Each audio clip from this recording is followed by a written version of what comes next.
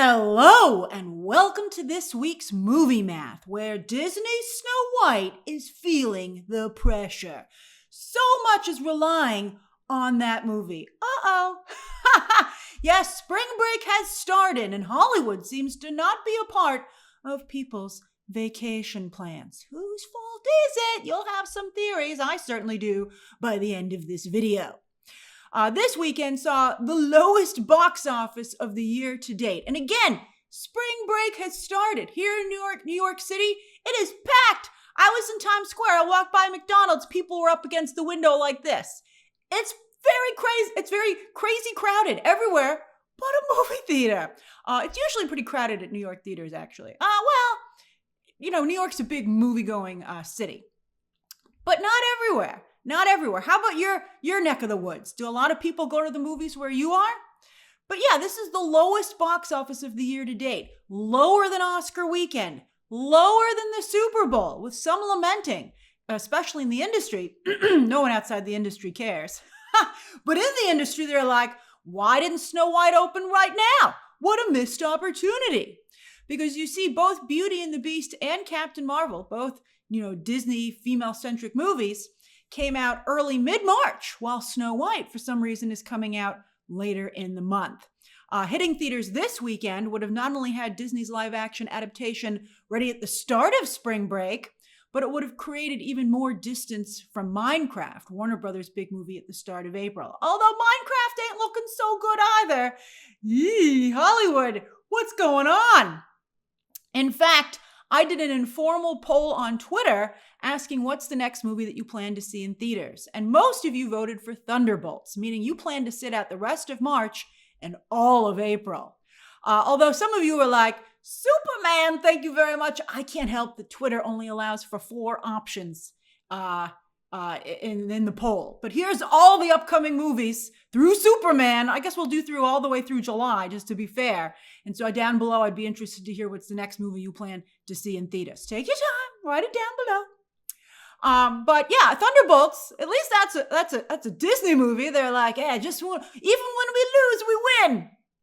But we'll see. We'll see. Everyone thought Disney used to be too big to fail, but that doesn't seem to be the case anymore. Although, you never know for sure, because like last year, again, the top 2 movies of the year were both Disney films, and Disney's trying to ram Snow White through the blockade that, everyone in the general public seems to have erected. Are general audiences finally going to take a stand against Disney and boycott Snow White? Has Disney finally managed to tick off everybody? Or is this blockade more of a smokescreen from certain toxic fandoms? All right, so early ticket sales, they look bleak. This is Thursday night's special fan screening in Dolby. Apparently, one of you told me you get a pop socket. I'm like, dude, you can't even give me like a freaking poster. But this is like the fan screening. Now, these are usually the first to sell out.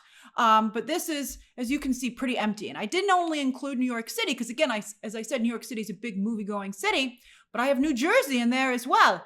Crickets! And not the enchanted kind wearing clothing. I wonder, can we sell tickets to forest creatures? All right, but there's always a strong chance of last-minute walk-up business. That saved more than one movie in the past year or so. Although usually their pre-sales aren't this bad. You see no headlines about Snow White pre-sales. Usually they're like, you even saw Captain America Brave New World pre-sale headlines, which all turned out to not be correct. We're going to talk about Captain America 4 in a moment. Now, Disney invited carefully selected press and influencers to the Snow White premiere on Saturday. And sure enough, the social media reactions after that were very positive. Although, in Snow White's defense, social media reactions are almost always more positive than the actual reviews. But regular press screenings are on Tuesday throughout the day, and there's, I believe, 2 on Tuesday. So they'll be you'll see a wave of reactions from press on Tuesday. 2 waves, morning and evening, and then the review embargo lifts. I think it's Wednesday, as I recall, Wednesday afternoon. How big do you think Snow White will open? Wish opened similarly, but that's a different type of movie, animation to live action. But Wish had a lot of the same issues. That opened with just 19.6 million. Haunted Mansion, also a very embattled situation, 24, right? 24 million. But Little Mermaid opened to 95.5. That's great. Although Lightyear, also very problematic for Disney, opened at 50.5 million. And that's where industry tracking still has Snow White. I think it's going to open under 50. I don't think it's going to hit 50 million. And in fact, if it does reach 50 million, even though that would be low for a Disney live action adaptation, with all the drama around Snow White, that I think would be considered a victory for Disney if they're able to hit that have a 5 in front of it. What do you think? Again, how do you think Snow White's going to open? Have you bought your tickets yet? Are you planning to do a last minute walk up? Have you still not decided? Now, Disney really sure could use a victory because Captain America is not doing good. Still below 400 million. And it's a little less, in fact, it's a little less than 100 million behind Quantumania. And Quantumania was a giant flop, but there's still like 100 million difference between the two. And it's unlikely that Captain America 4 will get much further past 400 million. If it even I think there's a small chance still it could get to 400 million, but not much further than that by the end of its theatrical run, which should be coming up very soon. I think they're going to put that in digital probably pretty soon. Remember, the break-even point, based on the $180 million budget that Disney insists is accurate, was $425. So Disney is almost certainly almost certainly going to lose money on Captain America 4, forget making money off of it, no matter how you massage the numbers. Even with the numbers they're insisting on, that the rest of us are like, I don't think so. It's still, there wasn't enough. They should have massaged them even lower. As for this weekend at the box office, yeah, it's bad. It's real bad. So on that note, I've been seeing a new conversation come up in social media and in these spaces. And people are saying it's moviegoers' fault for not going to theaters, and it's the press's fault for not encouraging them to go. I didn't give glowing reviews to Novocaine or Black Bag, and some people were like, how dare you? Don't you want to save the movie business? As I said in my Black Bag review, you're not going to save the movie business by making people go see subpar films and then they go, I knew I shouldn't have gone. So, if you don't believe me, look at the audience scores. My goodness, no matter how much you might have personally liked some of these movies, some of you are like really aggressively championing them. You're like, I loved it. Well, guess what? Unlike high art, where you just got to sell that piece of art to one person who will pay a couple $1 million for it, the movies is a mass market business. A lot of people gotta like it. So just you liking it and your cinephile friends isn't enough, particularly with some of these ridiculous budgets. So while you might have personally liked some of these films, the jury is in and the verdict is boring. So take Black Bag, for instance, a movie I got a lot of grief off for some of you. So but you can see that I'm correct in that most people do not care for the film. The audience score is really bad on Rotten Tomatoes, and so is the cinema score. This is just really bad for that movie. At least Novocaine managed to get a good audience score on Rotten Tomatoes, even if it has the same crappy cinema score that Black Bag does. Now let's go back to cinema score for a moment. Every time I bring up cinema score, some of you go, I'd be very happy with a B.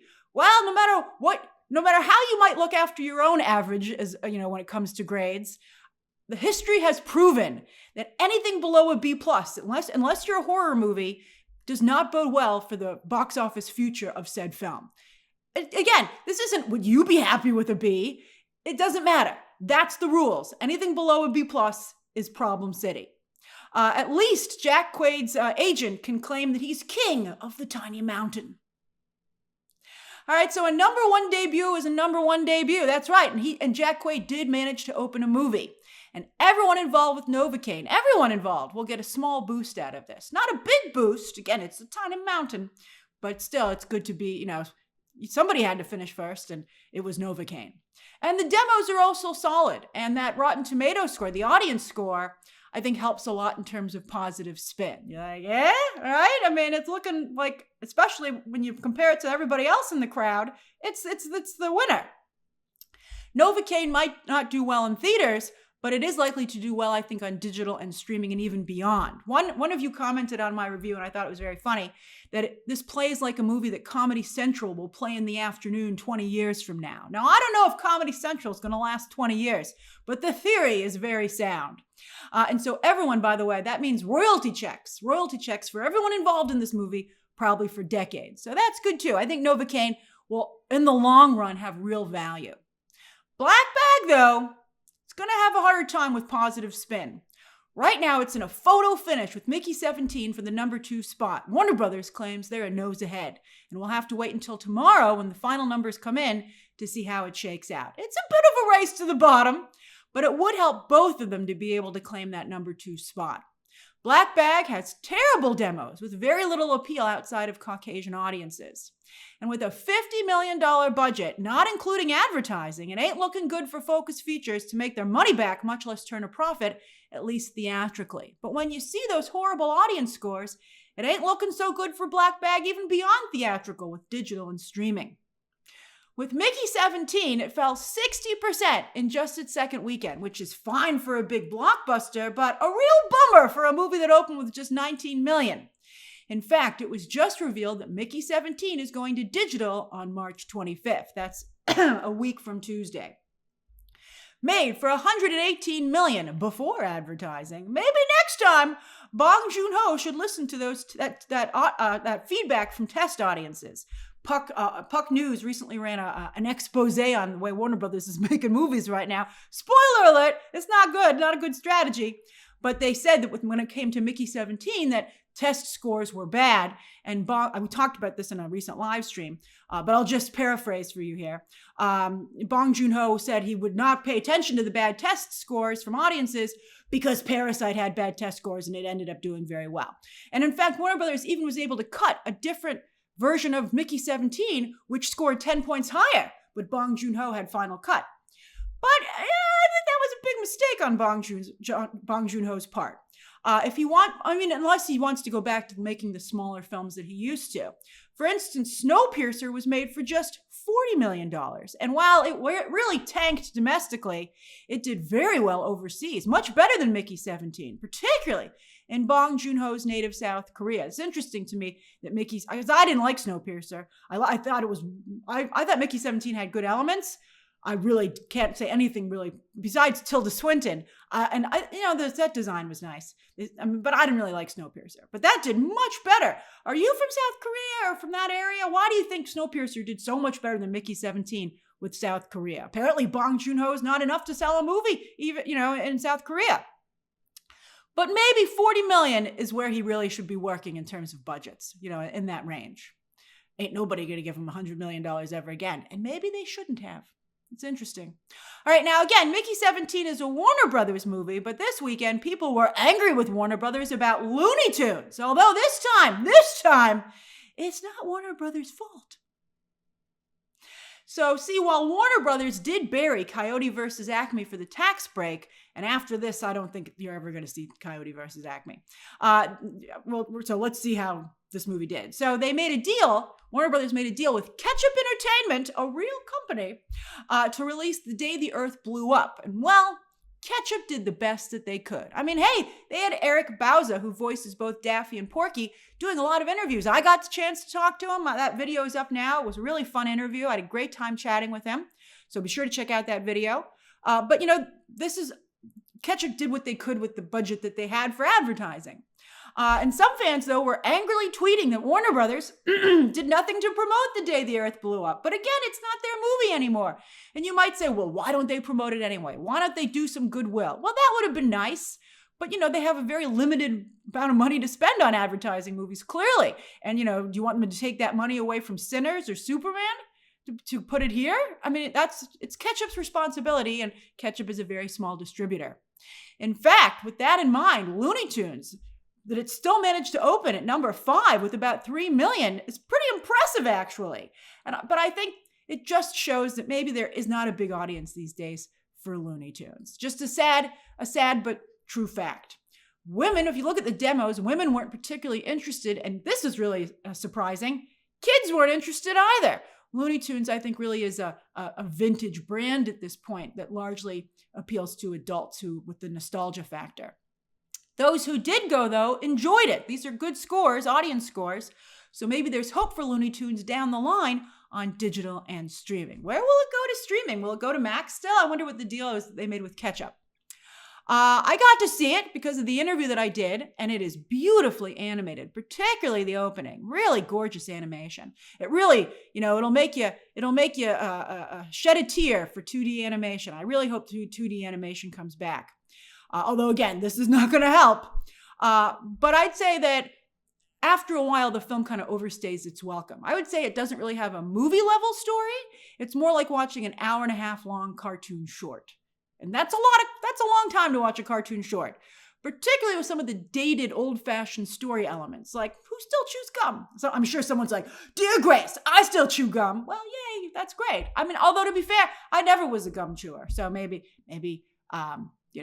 that's just a place where I was unable to connect with the movie. But again, I do think that it has beautiful animation and pretty good jokes. Although the best joke, "I barely even know you," was in the trailer. I really like that joke. But I think digital and streaming is the sweet spot for this movie. And I hope audiences do give it a try and discover it there. I would really like to see 2D animation come back. As for the overall top 10, another religious film was able to make it into the top 10, Pinnacle Peak Pictures' The Last Supper, and they're the studio behind the God's Not Dead movies from about a decade ago. Those were a really big deal. In fact, some of the first big religious movies to do well at the box office, but Angel Studios has kind of been leading the charge recently. But who couldn't make the top 10? A24's new horror movie, Opus. Yes, well, rising star Jack Quaid was able to open a movie, kind of, technically I guess he did. Rising star and award winner Ayo Edebiri, unfortunately not so much, as Opus couldn't even break into the top 10, as you can see, although in her defense, talk about lack of advertising. A24 barely let anyone know this was coming out, but when you look at the critic and audience scores, perhaps they knew they would be wasting their ad dollars.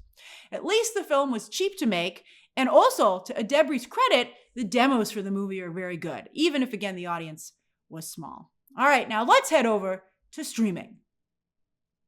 So we'll start with Nielsen per usual for mid-February Valentine's Day week, with Spider-Man still nowhere in sight, even though at this point it's put up 8 episodes. Still can't get to the overall or even originals chart. And no White Lotus either, although it debuted in the evening of the last day on this chart. So next week on Nielsen will be key to see how it's performing.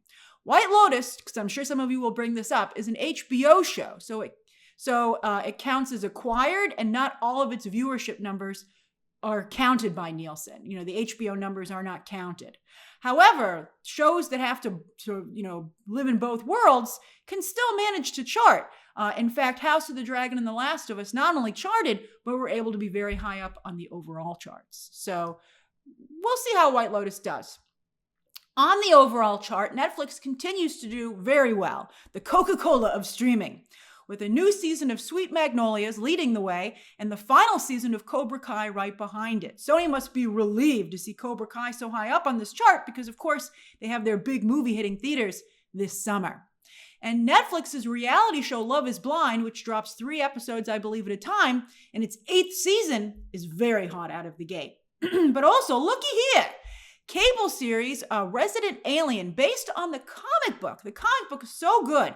Well, I stopped reading it, but it was very good at the beginning. Very different vibe than the show. Alan Tudyk, although I really hate his clay face. But I like Alan Tudyk, and so this is very nice for him. This was, again, a cable show, which jumped to streaming on both Netflix and Peacock and made the overall chart. Forget the acquired chart. It's on the overall. I mean, it does have 3 seasons that it's working with here, but that's really a big deal, especially since the season 4 is coming up. Although that new season is supposed to air on USA Network, back to cable, not Netflix and Peacock. But maybe they'll put it on Peacock. I mean, clearly, NBC, Comcast, Universal, that is now the obvious move. I think it would be ridiculous to send it back to cable. I'm not saying USA Network can't air it as well, but it would be stupid not to have it on Peacock too. Peacock has so few wins. Over on the originals chart, while they couldn't make the overall chart, the main chart, these hot 1 episode a week shows It's interesting. They almost made the overall chart, but they're at a bit of a disadvantage as a weekly release. But it's a give or take situation. Like the Netflix shows are binges.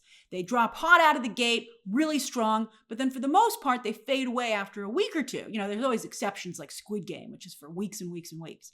But these other shows are long distance runners, and they're in the top 10 for like almost their entire runs. So it's interesting. I wonder which is more valuable to the streaming services. I know some of you are just really prefer binges, but it seems that a lot of streaming services are not going to budge. But Severance, Paradise, and Invincible are all still in the top 10 here. Quite the accomplishment, even though they couldn't make the overall chart, considering how many big name shows never or hardly are able to make these charts. They can't make them at all. I'm looking at you, Disney Plus and Max. All right, with movies, Apple TV got yet another win with their, they not only have Severance, but now their new movie, The Gorge, was able to chart number 3 here. I watched that. I was one of the people who watched it. It's okay. I mean, it's pretty generic. It just kind of turns into like a 90s video game movie. Like it's based on a video game, but there's no video game that it's actually based on. And also, I think it borrows a little bit from The Last of Us. I'm like, whoa, The Last of Us did that. What? But Miles Teller and Anya Taylor-Joy, tons of charisma, so they make the movie watchable. Did you watch The Gorge? What'd you think? Over on Netflix's charts for just last week, they got the Plankton movie, and yep, SpongeBob's still got it.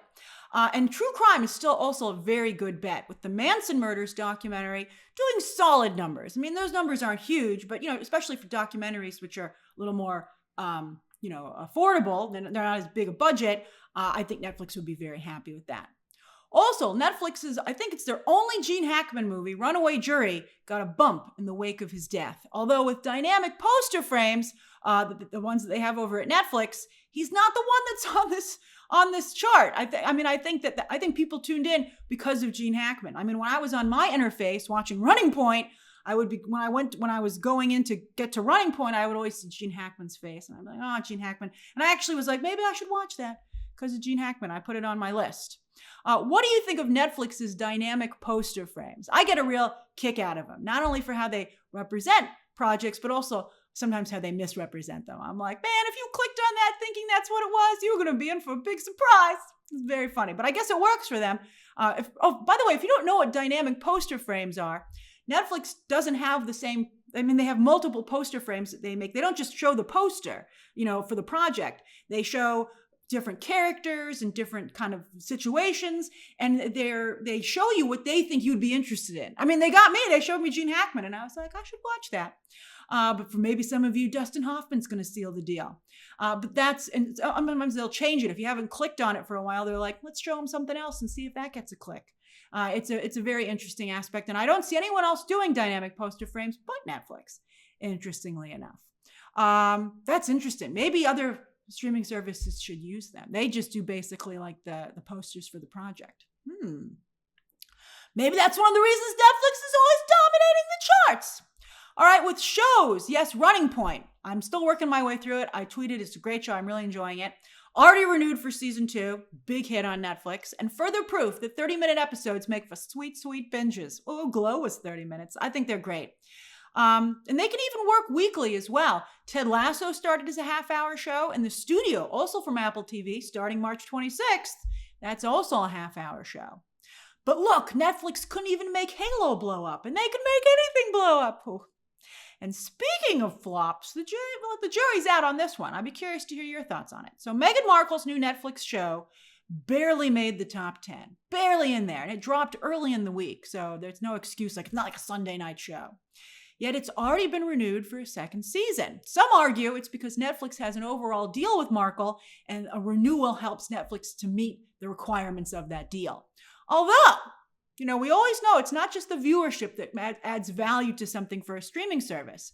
And it seems that the show is working as advertising for luxury brands. So they don't need tons of views to provide sales boosts. Like the people that need to watch and are going to pay the higher price points for these luxury brands, they see a significant boost. Women's Wear Daily highlights that Loro Piana, Zara, and Markle's own already controversial brand as ever saw a significant boost from being featured on the show. Markle has also managed to get a new podcast even after her disastrous fallout with Spotify, where the CEO got so angry he spilled the tea. Do you know how angry you have to make a CEO to become a gossip?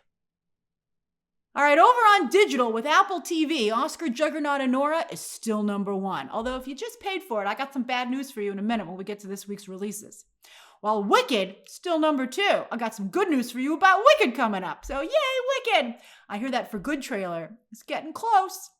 As for the rest of the top 10, we've got our recent usual mix of Oscar winners and nominees and recent theatrical releases. It's great to see Companion sticking in the top 10. I loved that movie, although Jack Quaid is in that film as well, and I wonder if, Novocaine was a bit too close. Novocaine still opened at #1, although in Sophie Thatcher's, to her credit, while Companion didn't open at #1, it was trounced by Dogman.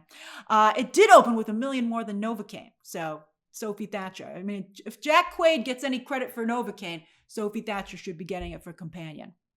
All right, as for this coming weekend, while all eyes are on Snow White, it's not the only movie hitting theaters. You have other options.